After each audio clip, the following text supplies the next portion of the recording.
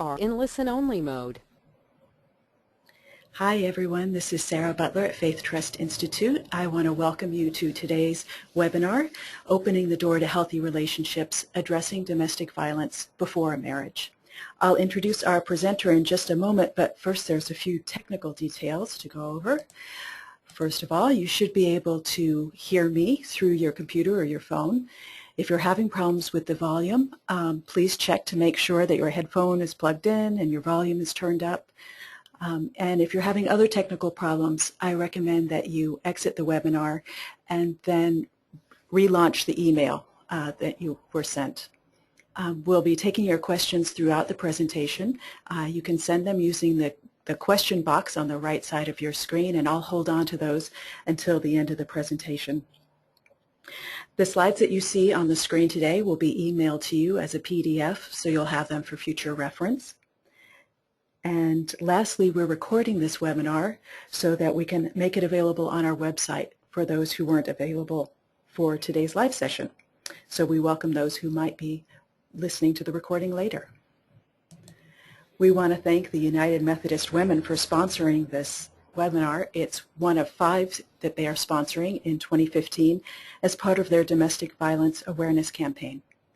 The United Methodist Women's mission is to provide opportunities to grow spiritually, equip women and girls to be leaders, provide transformative educational experiences, organize for growth and flexibility, and work for justice through service and advocacy. Please visit unitedmethodistwomen.org to read about all the great work that they're doing. And again, we thank them for their sponsorship. Today's presenter is Reverend Susan Yarrow Morris. We're delighted that she's with us today.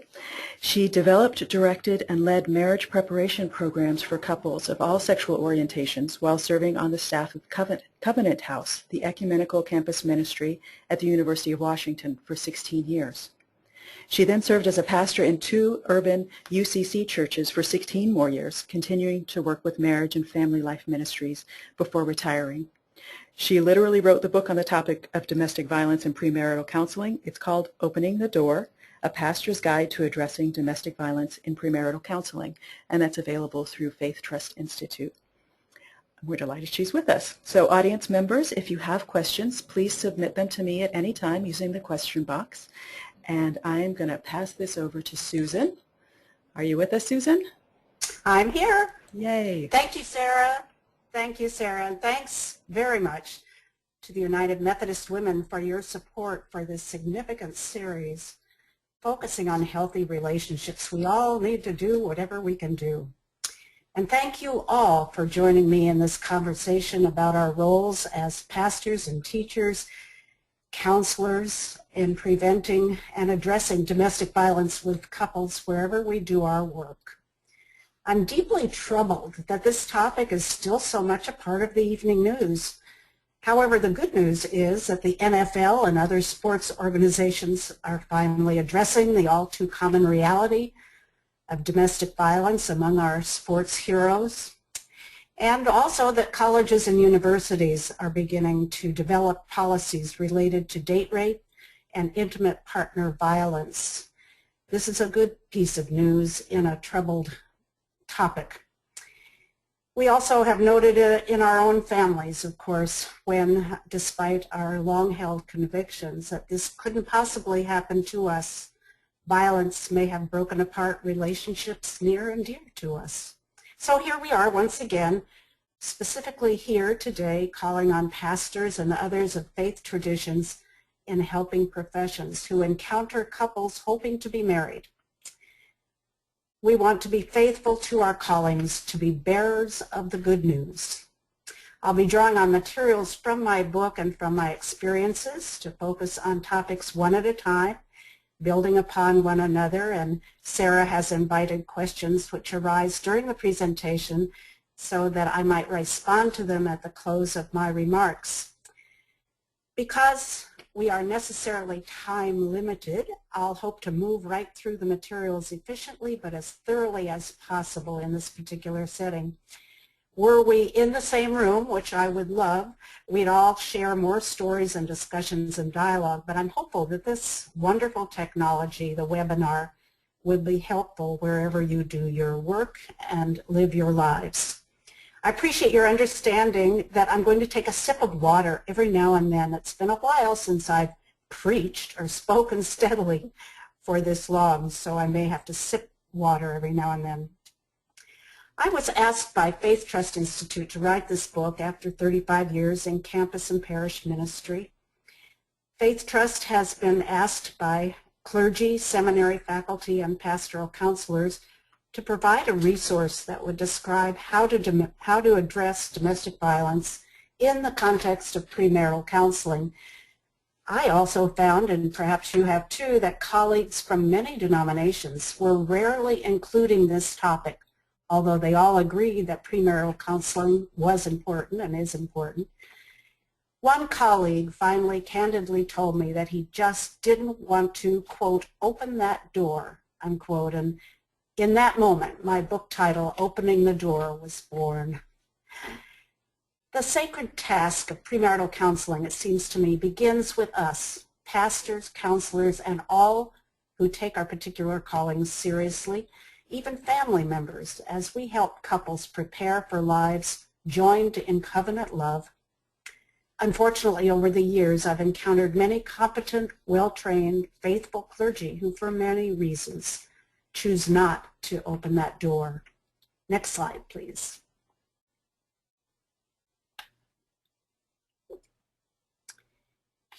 Some of the pastoral challenges in premarital counseling.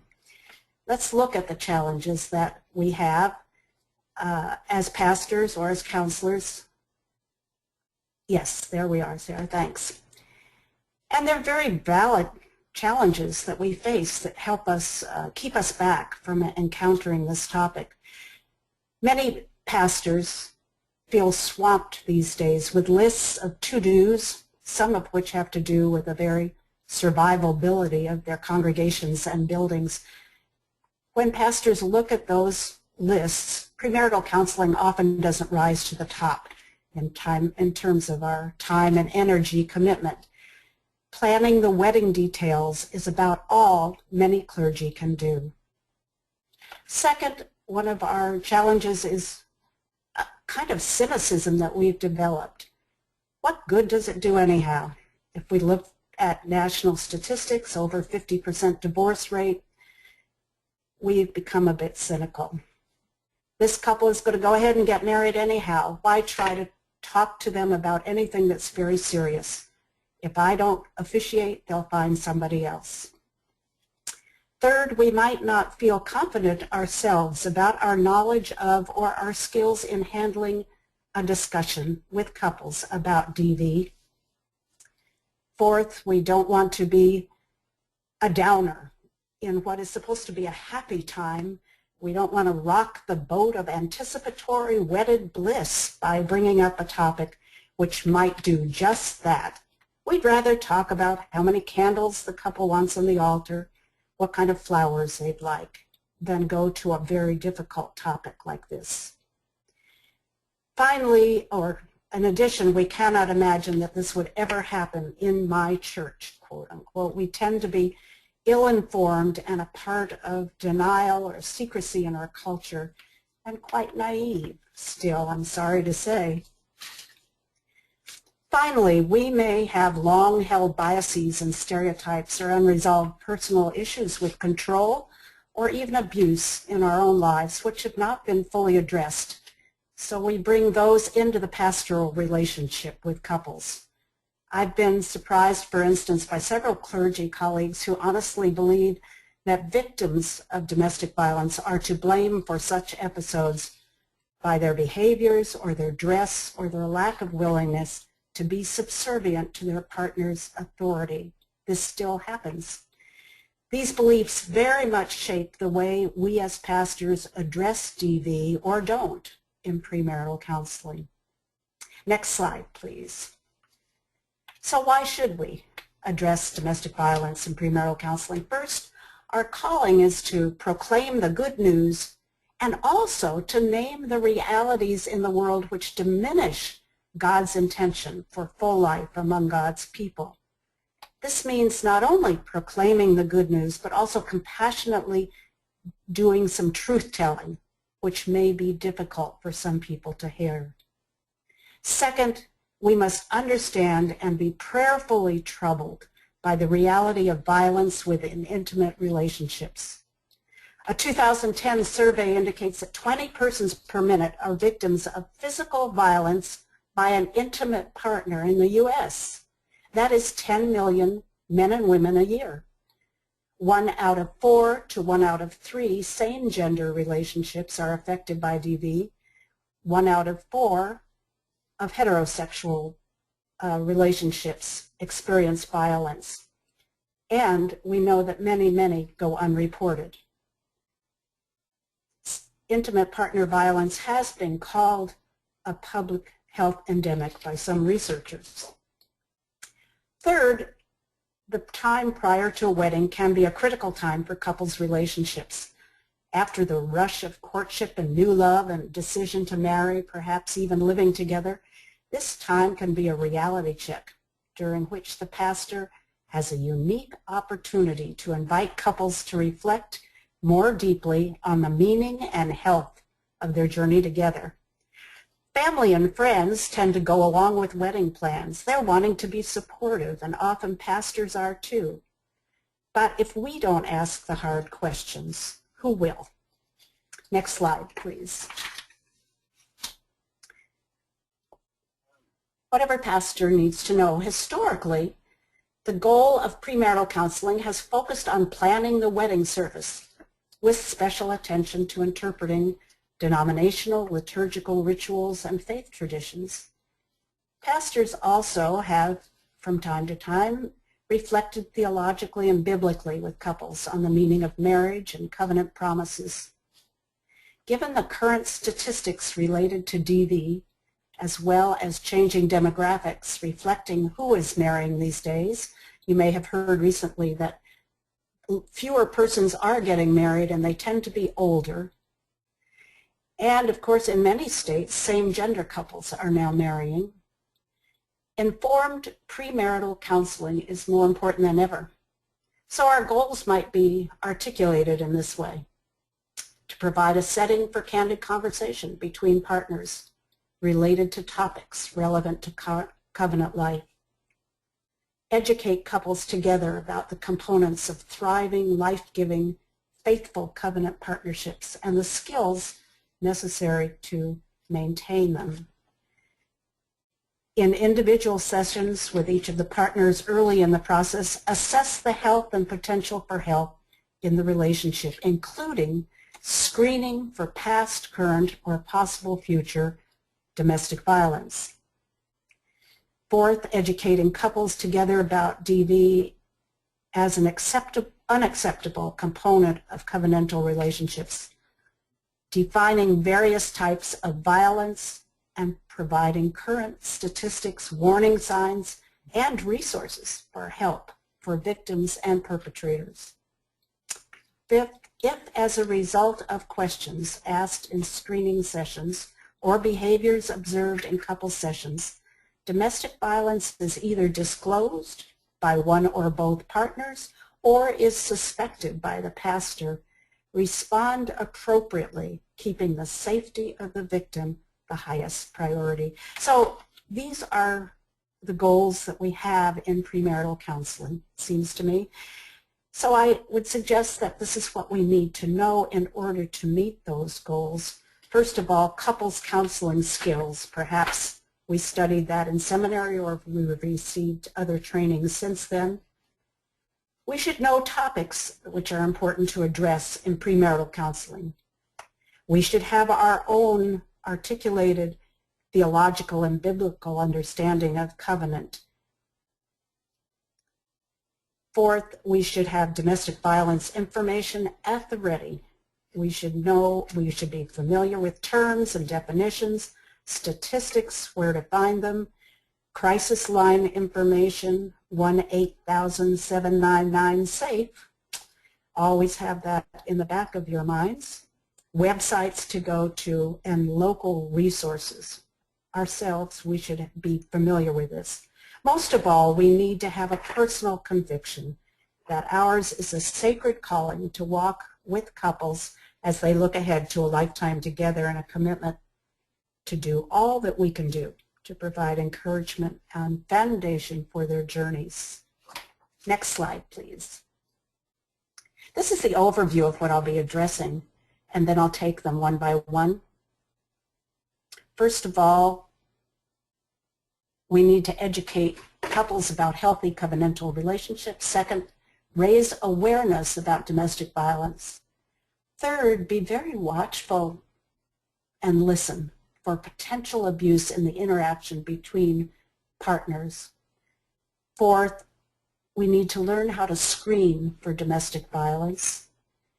And fifth, we need to respond to disclosed or suspected abuse when we sense it or it has been disclosed to us directly. We do this with every couple. I always say that with couples, that you're not just being picked on. These are the kinds of things which are really important for me to address with you. Next slide, please. Our first task is to educate about what healthy covenantal relationships might look like. The language I use about this is to reflect on how God's love for us and our love for God might set a model for faithful covenantal relationships. The components I usually lift up with couples are faithfulness, based on vows given and received, a mutual honoring of body, mind, and soul, a commitment to show up and be present day by day by day, mutual accountability for words and actions, a place to provide a safe haven. A marriage is a safe haven for love to flourish. A marriage can be a blessing and needs to be a blessing to the outside world, not just closed in about itself. And how partners in covenantal relationships might belong to each other without possessing each other. It also seems to me important that we look at problematic biblical passages, and you're probably all too aware of those, about notions that need to be dealt with in the light of, through the lens of domestic violence. For instance, staying together come what may. What is sacrificial love? What do we do with Ephesians 5 when we are told that wives should be subject to their husbands? A way that I do covenantal relationship definition and exploration is to contrast it with contractual relationships, which most of our relationships are in our lives. And I have a handout and some work around this whole thing in my book. It's a fascinating thing. Couples say, oh, I get it. I see what's different about a covenantal relationship than a contractual relationship. And that's a helpful way to get at it. Second, we name domestic violence as a significant topic to discuss before marriage, not as kind of, oh, by the way, but as part of the majority of our conversations in premarital counseling. Third, in the course of topics covered in premarital counseling, there are 4 which invite exploration of power dynamics between covenant partners that I have used, and it gives me occasion to observe couples as they work together or reflect together on these topics. Values is the first one I do with couples. We want to affirm that each of us created by God as unique individuals with particular gifts and skills, behaviors, and beliefs. When we fall in love with another, we continue to be interesting and unique persons. When we join in marriage, we commit ourselves to honor the uniqueness and mystery of the beloved other. As I explore this topic with couples in various exercises, some of which are in the book, I suggest that partners will see the world differently from time to time, and that that's a good thing. The goal is not to be the same people, but to understand that our uniqueness is a gift to the bond that unites us. Certainly it makes life more interesting. Now, as we watch conversations around this topic, one of the key questions I always look at is how safe are partners to express each of their own unique perspectives? Does it look like one or another partner is trying to put down or diminish or dismiss the other partner's perspective on a particular topic? So whenever, and I do this with many different exercises, whenever we see couples say, for instance, oh, we see everything in the same way, we've never argued, we've never disagreed, a huge red flag goes up for me, and I continue to watch and listen for times that they might disagree and how they handle that. When there is a slight hint that the relationship is not a safe haven for differences to be explored with mutual respect, it might be a signal for current or future abuse. Second, family of origin. We all know that couples do not fall in love in a vacuum. Each of us is shaped by our families of origin, which have an unbelievable impact even as mature adults. Former relationships, friends, the culture. So reflecting on power in the family of relationship reveals possible challenges. The way I do this most often with couples is inviting them to draw a picture of their family of origin in which they grew up, maybe when they were 10 years old, to use colors to express who in this family group expressed control, made decisions, who was the harmonizer, who was the funny person, who was a source of dis-ease or health, and how did this experience affect your current relationship, or as you enter into a marriage, how do you think your family of origin picture and dynamics among those people in your primary family affect your decisions as you enter into this relationship, especially around power and control and even abuse? They should be noted, and we urge couples to pay attention to their own patterns. I ask couples to share their pictures with each other and to reflect on some of these questions after they've drawn them. I like to use right brain strategies and not have a didactic kind of presentation about all of this premarital work. The third topic I like to use with couples when we're looking through the lens of domestic violence is communication skills, of course.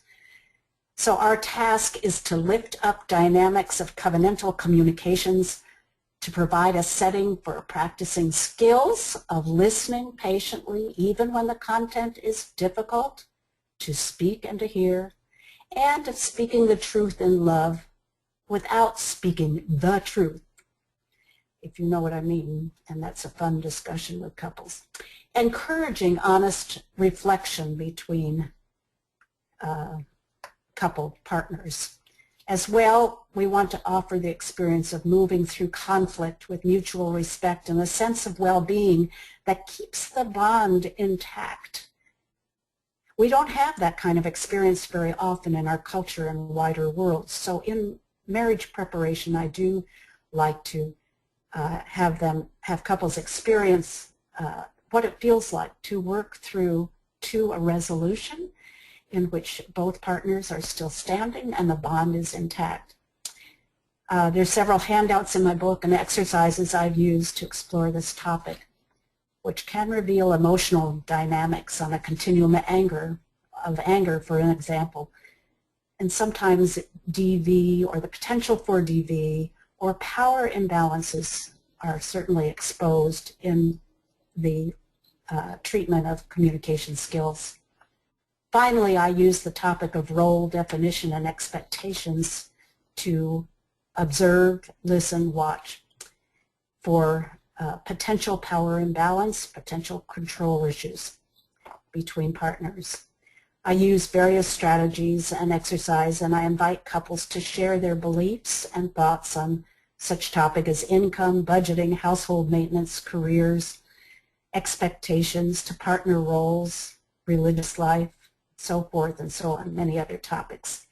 Their responses, of course, are shaped by their experiences, their relational histories, their families of origin, the media, and particular ethnic or cultural traditions.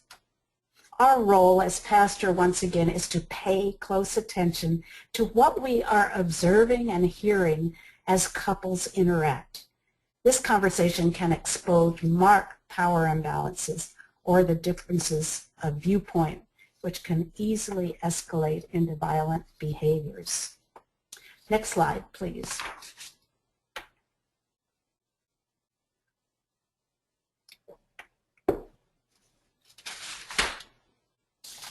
There are many definitions of domestic violence. I've suggested one on this slide, and another one is from the National Center Against Domestic Violence, which is this one.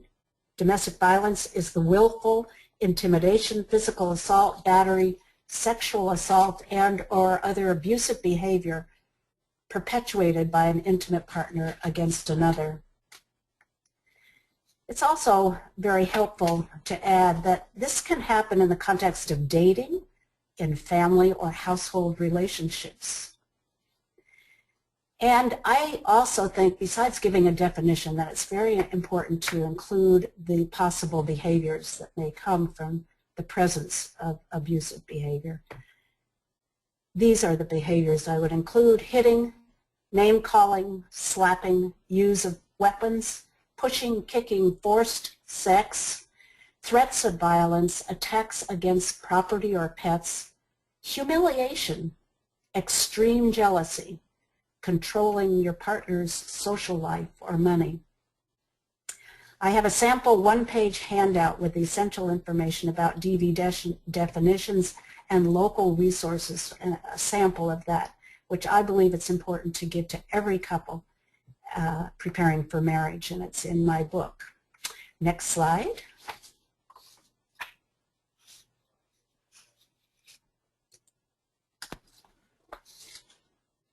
Let's see here. So, there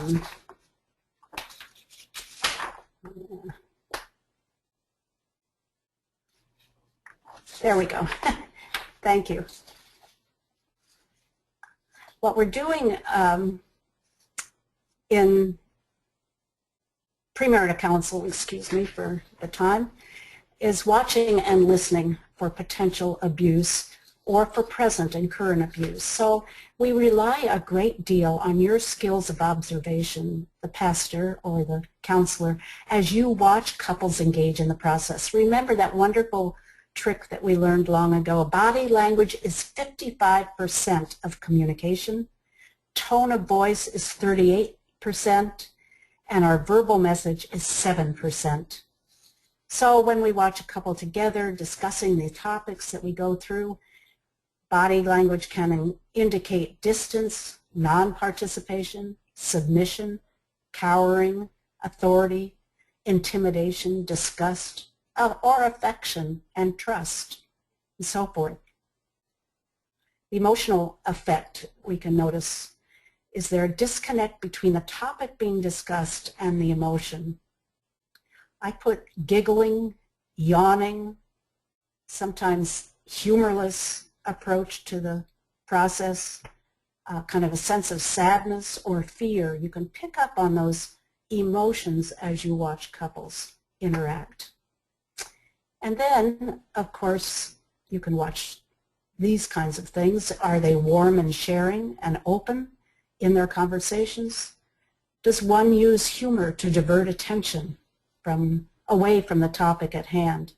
Are they mutually respectful? Is one deferential to the other? Is one doing all the talking or interrupting the other, interpreting for the other? What she really means is whatever. Or is there an adversarial or defensive kind of tone to the couple's interaction? Does one person say, "Oh, come on, I don't ever do that," or "I only do that once in a while"? Is there an argumentative pattern that goes on between the couple? You are beginning to pick up cues about the health of a couple's bond. Next slide, please.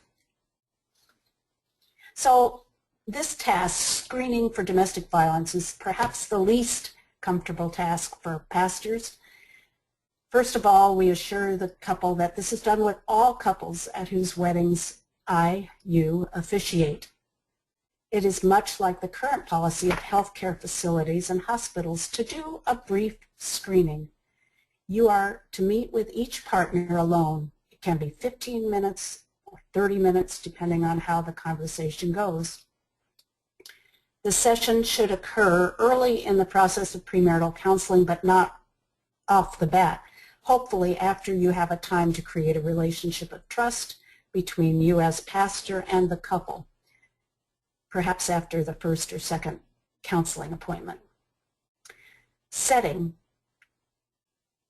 This should happen in the pastor's office or in another room in the church or someplace with a closed door, safe and confidential setting, and assure the person of confidentiality. Ask direct yes or no questions to explore more fully abuse in family of origin, abuse in past relationships, concern about potential for violence in the current relationship. Sample questions, and each of us as pastors develops our own screening tool, but here are some of the questions from my book. Do you feel that your partner doesn't take you seriously when you're talking together, either laughing at you or putting down your ideas? The person could answer sometimes, often, or all the time. Does your partner want to know where you go, how you spend your money, to whom you speak on the phone? And again, frequency is important. Does your partner call you names or yell at you? Is your partner hard to please or irritable or demanding or critical? And then there are the reverse questions. Do you ever feel your anger gets out of hand when you are with your partner? Have you ever threatened your partner with physical harm? Has your partner ever been afraid of you? There are more screening questions in my book, and I'm sure there are many available online, and certainly in healthcare facilities these days they ask a basic screening list of questions. If yes is the answer to any of the questions you ask, explore more fully and express your concern, and then learn how to or develop a system of assessing the level of intensity of the concern. So you might ask these questions. Are you afraid to go home or be with your partner after our meeting tonight, or to even see your partner? Do you feel you're in immediate danger? Is the violence or fear of violence increasing? And just devise your own exploratory follow-up questions according to what you hear in responses. Remember to take whatever the person says very seriously and express your concern. If you feel there is an immediate crisis, provide help while the person is in your office. Assure her of your help. Connect immediately with a DV crisis advocate and local shelter and an emergency resource. Have those numbers at the ready, and assure her of confidentiality, of course. Next slide, please. There are two parts to responding to disclosed or suspected abuse. This slide offers general guidelines for both when they occur. Safety for the victim is the top priority. Honor confidentiality except when you receive permission from that person to share with someone else. And there is a concern for physical safety for the victim or the partner who is sharing this with you. Stop premarital counseling if violence or fear of violence surfaces. Confront the abuser, if not endangering the victim. And that's, again, a kind of a gut call by the pastor or the counselor. we can talk more about that if you'd like. Decide to withdraw from officiating at the wedding. No local resources and refer. Unless we are trained to deal with this, we should not encourage and encounter any more interaction related to the domestic violence that has been that has surfaced.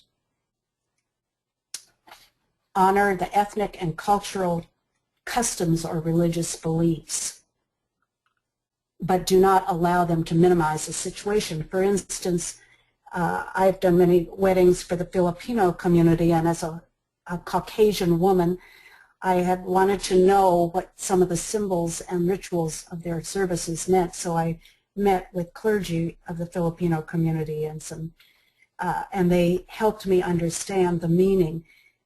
So often somebody will come from another context and different ethnic or religious traditions and want something done in a wedding ceremony, and I will ask and explore the source of that request and the meaning of that in that community of faith. I think it's very important, for instance, when somebody says a man is the head of the household, and this is what that means to me, I want to know very much what's going on there. Is there abuse? Does that turn into abuse as we describe it and define it? Next slide, please. How to respond to a disclosure. So if someone says, yes, this is happening to me now, some of these behaviors that you have mentioned, take the disclosure seriously, discern the level of intensity with the questions that I asked prior, decide you cannot officiate. That is a very tough one for pastors. Often couples or one partner, in the process of counseling and premarital conversations, know that something is not right. There's an increased dis-ease with one another, or a rise in irritability between partners. Sometimes this can be dramatic enough to cause the couple itself to begin to consider to cancel or postpone the wedding. You as a pastor might affirm that decision as courageous and thoughtful. And then my response would be to help them make decisions about how they proceed to do more work prior to their wedding, or to discern again if this is a healthy and worthwhile and relationship of integrity. That is the best scenario, and that's happened to me several times as I've worked with couples in premarital counseling, and I always honor their decision not to proceed getting married. However, there are other times when you as the pastor needs to blow the whistle if you have a sense that this is not going to be a healthy, life-giving relationship. This is, these are some of the words that I have used in the past when this has occurred. I take my role, and you're meeting with the couple together, I take my role as a pastor officiating at wedding services very seriously. I want to know I've done everything I can possibly do to help couples begin married life with joy and healthy relationships. I'm very concerned about several dynamics in your relationship, and I would give examples from my counseling sessions with them or watching them in a group of couples. And I feel you have more work to do before you marry. My concern is such that I can't proceed in good conscience or in faith to officiate at your wedding. I'll help you find resources. I'll speak to your families with your permission. I'll support you in this process. Giving specifics is best. For instance, I sense that you're rushing, or one of you has really, it feels like one of you has pushed the other one into this decision before you are both completely comfortable. It's helpful to have specifics from the couple themselves and your experience with them. And then I conclude, because marriage is a journey that takes so much time and attention over many years, I am concerned that beginning with such major stress and tension will put an enormous strain on your relationship before you've even weathered some time together. This can be very awkward for a pastor to do, especially within a congregation when a family is well known by the pastor and well beloved. A colleague had this experience of saying she felt she could not officiate at this couple's wedding because she really saw red flags all over the place about abuse and the potential for abuse. Because she kept her confidence with the bride, she was not able to share with the family her reasons for withdrawing from officiating. And the family became very, very angry and upset with her as their pastor. The couple found another pastor, got married, and 1 year later ended up divorced. And the bride's family, came back to this pastor and said, "Thank you for doing what you tried to do." And that abuse did occur soon after the wedding. They were in the military in Europe, and it was a tragic unfolding of this new marriage. So the pastoral role with the couple and the family is very important as you walk the line of confidentiality. But remember to stop couples counseling if abuse is suspected or disclosed. It isn't appropriate. The other piece of this is getting the perpetrator to a DV group or a therapist or resource. We aren't trained to do that unless you are, and so have at the ready resources to send these folks to, and follow through with the couple and the family. Next slide, please.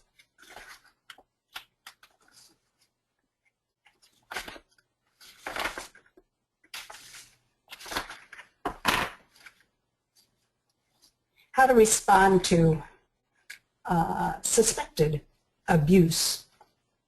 Express your concern honestly and compassionately to victim, and share the kind of language that I used, or whatever your language is comfortable for you and has integrity. Review the screening questions once again about the intensity of the abuse or suspected abuse. Offer options about how to proceed and withdraw from officiating.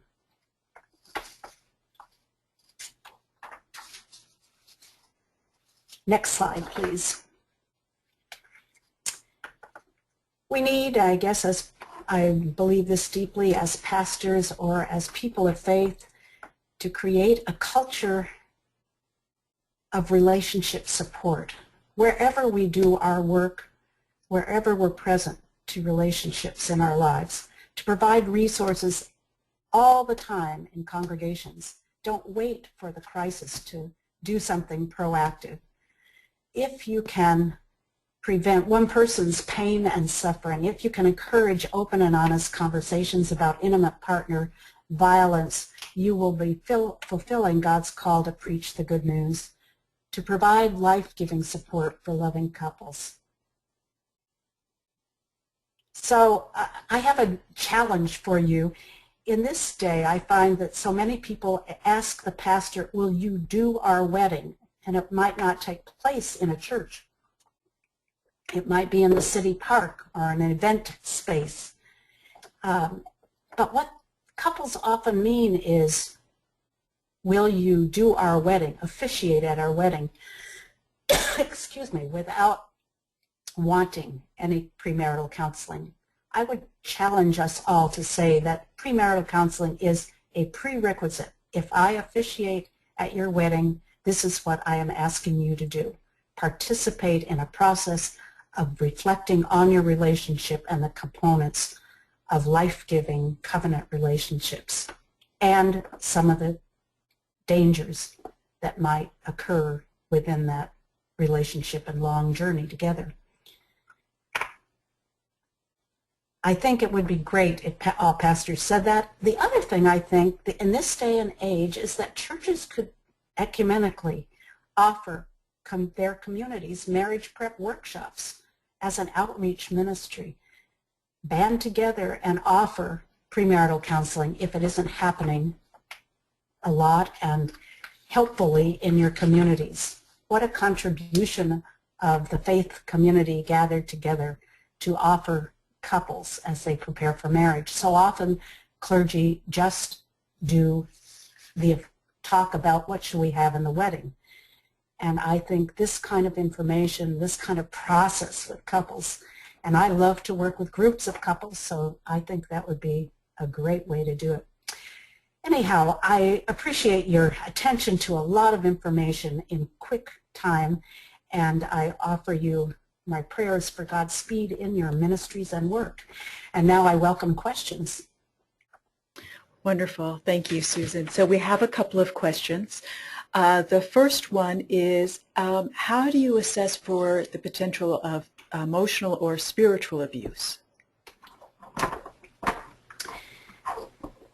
I think, as I said a couple of times, that our own intuitive senses need to be on high alert all through the process of working with couples.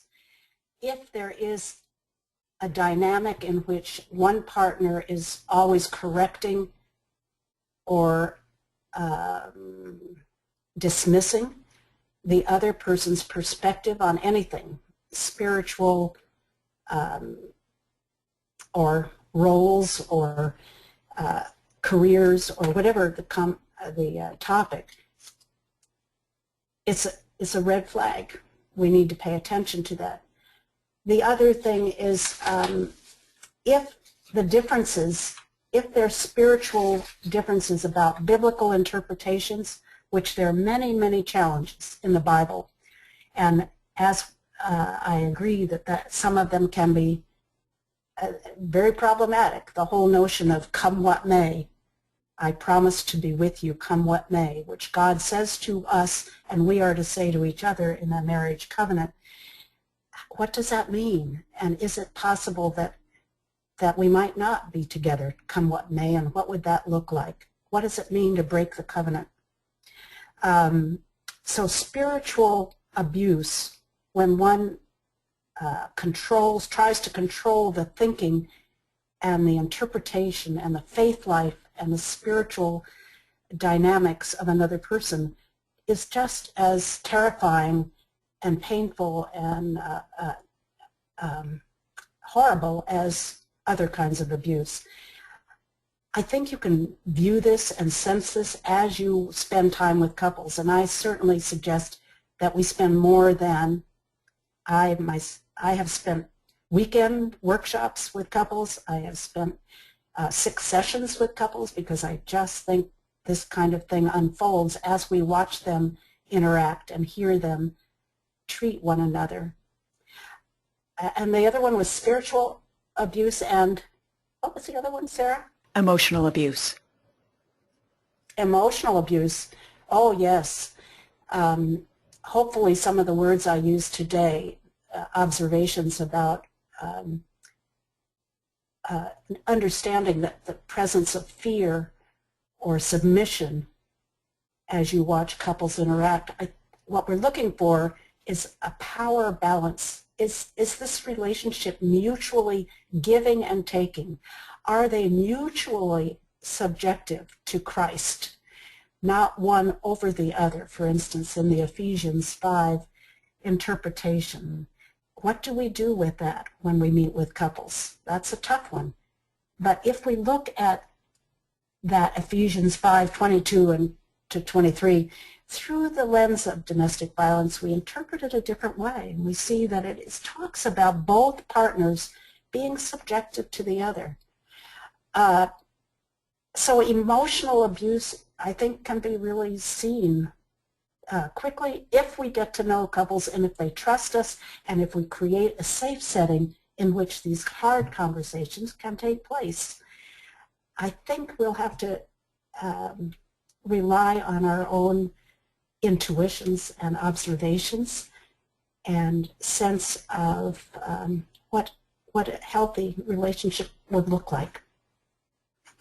I hope that's helpful. Great, thank you. So you're probably expecting this question, but there's a question. We're confused about why confronting the abuser is part of this discussion. Yes, well, I think when you're meeting with a couple, I think that part of, and maybe confront is a little strong. I think describing what you have observed. Now let's separate suspected abuse from disclosed abuse.